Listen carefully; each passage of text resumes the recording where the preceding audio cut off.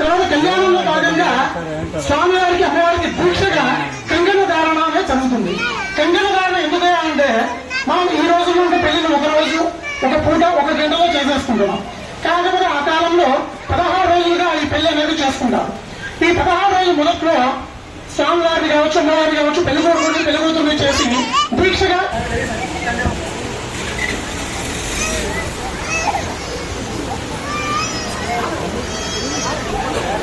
చెప్పిన పలిక మంత్రాన్ని చెప్పండి.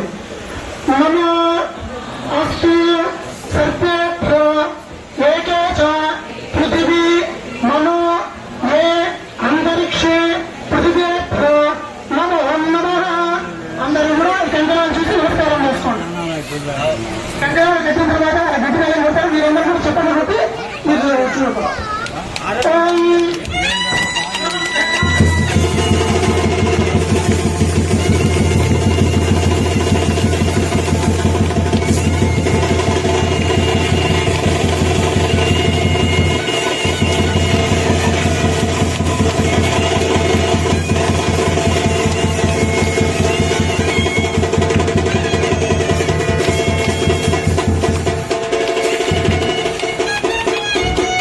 ఎందుకంటే గృహస్థాశ్రమం అంటే అతని భార్యని అతను తీసుకునేసి అతను తోడుగా ఆమె ఎక్కడికి వెళ్తే ఆమె కూడా వెంటనే రావాలన్న ఉద్దేశంతో ఈ యజ్ఞోపవిత ధారణనే చేస్తారు. బ్రాహ్మణులకైతే కనుక చిన్న వయసులోనే చేస్తారు. ఎందుకంటే వాళ్ళు వేద పఠనం నేర్చుకోవడం కోసం, అంటే ఇంచుమించు సగం వివాహం అయినట్టే బ్రాహ్మణులకి ముందుగానే చేస్తారు. కొంతమంది పద్మశాలకి సత్యగాయలు వీళ్ళందరికీ కూడా వీళ్ళందరికీ మాత్రం వివాహ సమయంలోనే చేస్తారు. ఎందుకంటే భార్యతో కూడా ఇక్కడ ఆయన జీవనం సాగించాలని చెప్పేసి యజ్ఞోపవిత ధారణ అనేది జరుగుతుంది అన్నమాట. ఆ స్వామివారి ఇప్పుడు మీకు యజ్ఞోపవితాన్ని చూపిస్తారు. అందరూ కూడా యజ్ఞోపవితాన్ని నమస్కారం చేసుకోండి.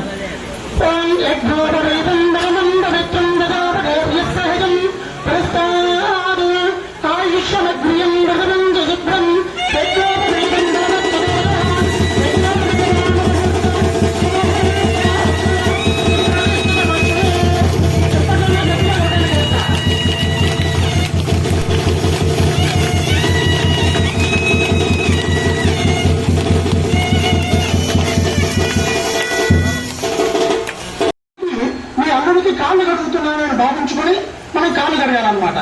ఇంకో విధంగా చెప్పాలంటే నా కూతురైన గడియాలు నీకు ఇస్తున్నానా నా ఎత్తున దించుకుంటాను కూడా పెట్టుకోని చెప్పి ఆయన కాళ్ళు కడిగి దండం పెట్టుకోవడం అన్నమాట.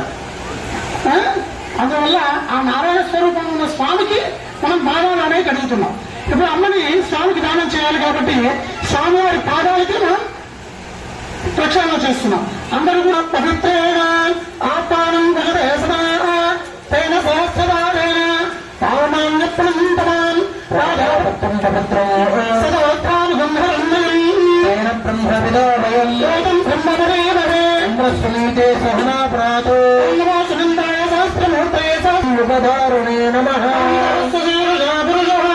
సహస్రాక్ష సహస్రభాగం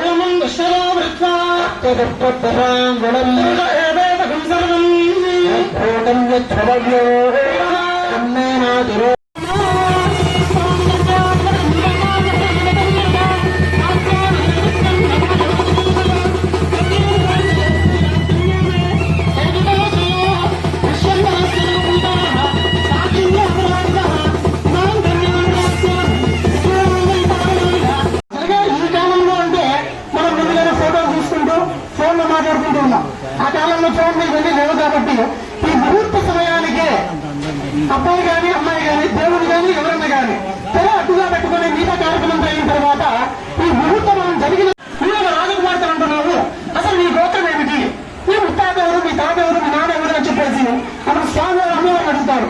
అప్పుడు అమ్మవారు కూడా ఈ విధంగా చెప్తుంది. చతుస్సాగరం గోబ్రాహ్మణే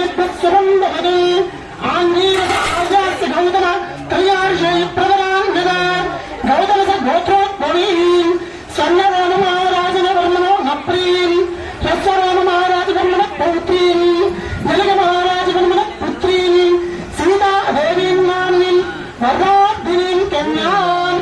అమ్మవారు ఈ విధంగా చెప్తుంది. మా యొక్క గోత్రము గౌతమ గోత్రము, మా ముత్తాత గారి పేరు సన్నరామ మహారాజు గారు, మా తాతగారి పేరు రస్వరామ మహారాజు గారు, మా నాన్నగారి పేరు జలగ మహారాజు గారు.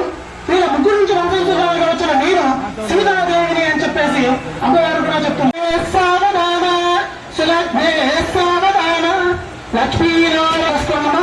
ఓం సుముహూర్తే సావధాన సులభే సావధాన లక్ష్మీనారాయణ ధ్యాన సావధాన.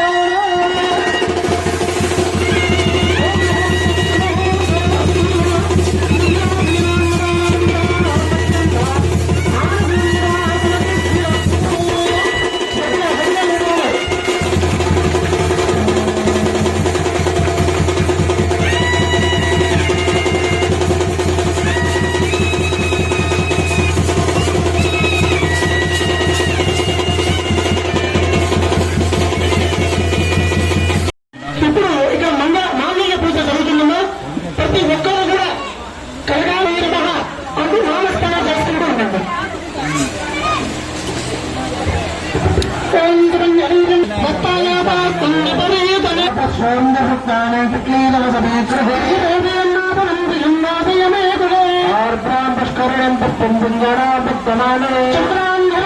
లక్ష్మీం జాతవేదోమావహ యస్తం సువర్ణాన్హీనదాసూర్యాన్హన్నైవం లక్ష్మీం జాతవేదోమావహ రామ్మావహజాతవేదో లక్ష్మీర్మణపగామిని యస్యాన్హన్యంద్రవేదం దేవో దాస్యేశ్వరం మహాదేవి భగవంతమర్పయామి నానావిధ అచ్యుతానందమర్పయామి.